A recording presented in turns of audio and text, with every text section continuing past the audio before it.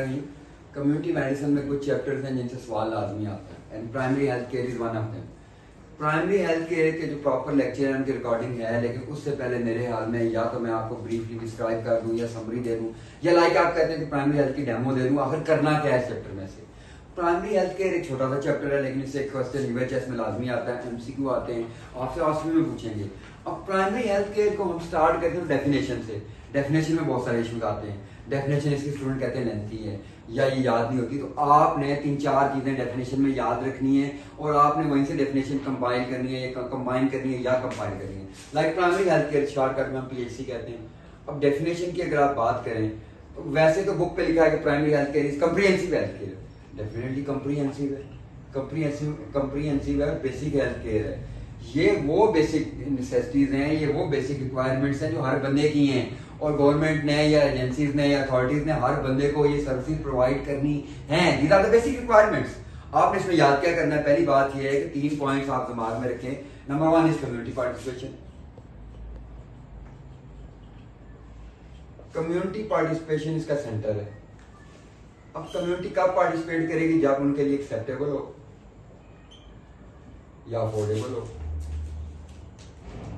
आप एक health service provide कर रहे हैं कम्युनिटी में, लाइक आप फैमिली प्लानिंग की सर्विस प्रोवाइड कर रहे हैं, तो आप क्यों लेते हैं ready health worker local community से कि एक्सेप्टेबल है उनके लिए और अफोर्डेबल है, फ्री है, हमारे कंट्री के लिए अफोर्डेबल है। अब आप जब भी डेफिनेशन लिखें तो आप उसमें लिखें कि primary health care is comprehensive health care that is made universally available. आपने अवेलेबल करानी है to individuals and families living in the community. अब बाय मीन्स आगे आप 3 डॉट डाल के लिख दें कि community participation, acceptability and affordability, तो इसकी डेफिनेशन कंप्लीट है और आपको नंबर मिल जाएंगे। अब अगली चीज इस चैप्टर में आती है कि इसके कंपोनेंट्स हैं और इसके प्रिंसिपल हैं। दीज आर वेरी इंपॉर्टेंट, क्योंकि कंपोनेंट से भी सवाल आता है और प्रिंसिपल से भी सवाल आता है। कभी कभार वो कहते हैं कंपोनेंट्स कौन से, कभी कभार वो कहते हैं प्रिंसिपल लिखिए। प्रिंसिपल वो लॉज हैं, वो फाउंडेशन है जिसपे कंपोनेंट खड़े हैं। कंपोनेंट क्या है? आपने सप्लाई क्या करना है, प्रोवाइड क्या करना है। अगर आपने बात की comprehensive health care, that's fine. Health के तो बहुत सारी चीजें आती हैं हेल्थ में, आपने क्या क्या प्रोवाइड करना है, तो ये वो बेसिक चीजें जो आपने हर बंदे को प्रोवाइड करनी है। बट वो बेसिक चीजें कौन सी हैं? तो आप कंपोनेंट में आपने 8 चीजें याद रखनी है। नंबर 1 देखें, हर बंदे के जिंदा रहने के लिए फूड चाहिए।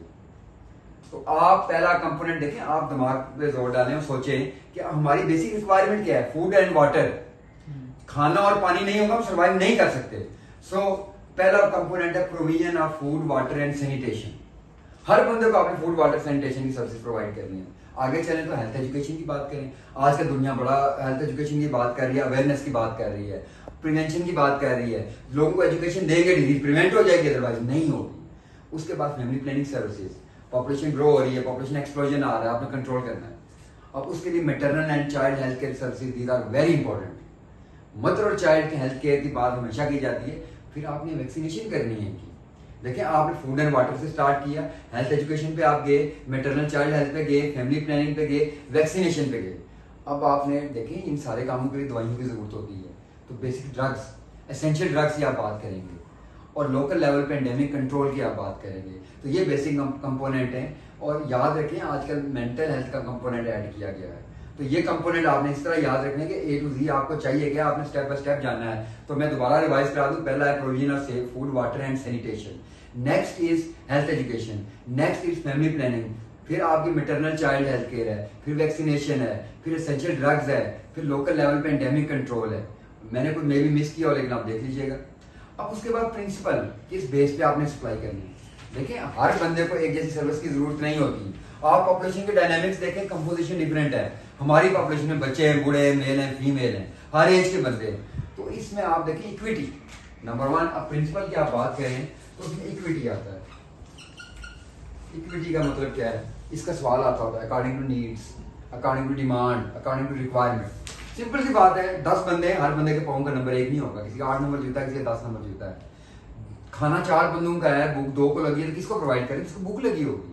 आप इसको मेडिकली देखें, आपने हॉस्पिटल बनाना है, पैसे आपके पास लिमिटेड हैं, जहाँ पे केस ज्यादा होंगे लाइक कार्डियोवास्कुलर डिजीज का हॉस्पिटल बनाना है, लाहौर बनाएंगे, सियालकोट बनाएंगे, जहाँ पे बीमार ज्यादा होंगे वहां बनाएंगे। Very simple. तो इक्विटी को आप याद रखें। सवाल यूएचएस में आता है इसका कि आपने एक हॉस्पिटल बनाना है और आपके पास फंड लिमिटेड है, 2 सिटीज हैं, ए में बनाएंगे, बी में बनाएंगे, तो जहाँ पे डिजीज बर्डन ज्यादा होगा वहां पे बनाएंगे, जिनको जरूरत है, जहाँ रिक्वायरमेंट है। आगे चले कम्युनिटी पार्टिसिपेशन। ये सवाल दो साल पहले आई थिंक यूएचएस में आया है, काफी दफा आया है कि आप किसी पूछा जाएगा, आपको सिनेरियो दिया हुआ है कि आपने लोकल लेवल पे बीएचयू बनाना है तो कौन सा प्रिंसिपल अप्लाई होगा? Community participation. क्यों? जगह लोकल लोग देंगे। लेडी हेल्थ वर्कर प्रोग्राम के लिए कम्युनिटी पार्टिसिपेशन। पोलियो हम कहते हैं सक्सेसफुल नहीं हो रहा, क्यों नहीं हो रहा? कम्युनिटी पार्टिसिपेशन करवाएंगे तो होगा, लोगों को इन्वॉल्व करेंगे। Then there is intersectoral coordination. अब ये नहीं है कि डॉक्टर ने अस्पताल बनाना है, ईंटें लगानी है, अस्पताल की बिल्डिंग खड़ी करनी है, नो। मल्टीपल सेक्टर मिलकर बनाएंगे। पहले उसका अप्रूवल होगा, नक्शा बनेगा, इंजीनियर आएंगे, लेबर का काम है, वहाँ बायोमेडिकल इंजीनियर हैं, नर्सिस हैं, पैरामेडिक्स हैं, स्वीपर्स हैं, सेंट्री स्टाफ है। तो इंटरसेक्टोरियल कोऑर्डिनेशन है ना, आपने बिल्डिंग बनानी है, अस्पताल कायम करना है, तो इसमें प्रिंसिपल अप्लाई होगा इंटरसेक्टोरियल कोऑर्डिनेशन का। मल्टीपल सेक्टर आएंगे। अब एक है अप्रोप्रिएट टेक्नोलॉजी, टेक्नोलॉजी का राइट यूज। देखिए टेक्नोलॉजी का यूज तब होगा जब टेक्नोलॉजी अवेलेबल होगी। 4 एज है ना, अवेलेबल, एसेसिबल, आपके एक्सेस में होगी, अफोर्डेबल, और एक था अवेलेबल था। पहले अवेलेबिलिटी होगी, लाइक आपने एक्सरे करवाने तो अवेलेबल हो। फिर उसके बाद एक्सेप्टेबल होना चाहिए। आपने एक्सरे कराने, आपने मेल रख दिए हैं और वहाँ पे फीमेल जाता है तो वो नहीं करवाएंगी। या अल्ट्रासाउंड है, प्रेग्नेंट लेडीज प्रेफर करती है फीमेल रेडियोलॉजिस्ट के पास जाना, तो उसके लिए अवेलेबल होना चाहिए। पहले तो अवेलेबल कराएं, फिर अफोर्डेबल होना चाहिए, लोग करवा भी सकें, एसेसिबल होना चाहिए, एक्सेप्टेबल होना चाहिए। तो ये उसके प्रिंसिपल है।